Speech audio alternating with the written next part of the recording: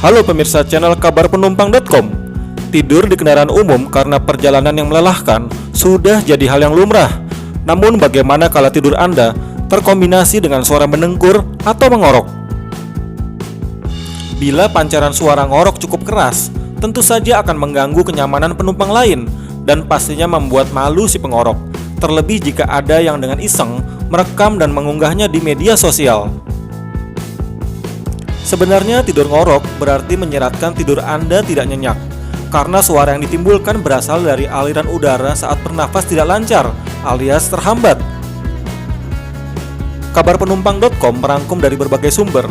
Ternyata banyak masyarakat yang penasaran tentang penyebab ngorok, dan ada juga yang beranggapan tidur ngorok berkaitan dengan penyakit. Beberapa sumber mengatakan, orang mengorok sebenarnya tidak semua karena penyakit, melainkan terkait dari masalah sederhana yang tidak berbahaya, namun akhirnya harus ditangani oleh dokter.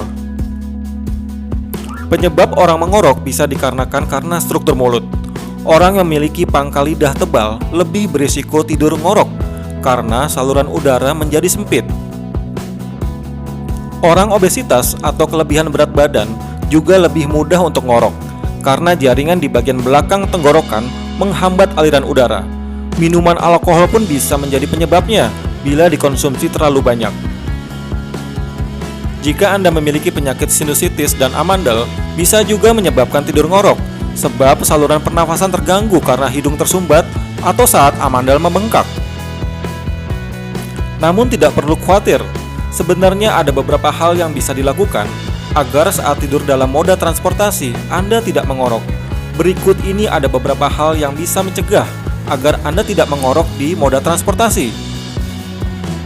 Sebaiknya atur posisi tidur dan buat kepala Anda tetap tegak. Tak hanya menjaga posisi kepala, Anda juga harus terhidrasi dengan baik. Setiap kali tubuh manusia kekurangan cairan, maka cairan dari hidung menjadi lebih lengket dan kental, yang akhirnya berkontribusi pada pemblokiran jalannya napas. Asupan cairan yang direkomendasikan adalah sekitar 2,5 liter untuk pria dan 2 liter untuk wanita per hari.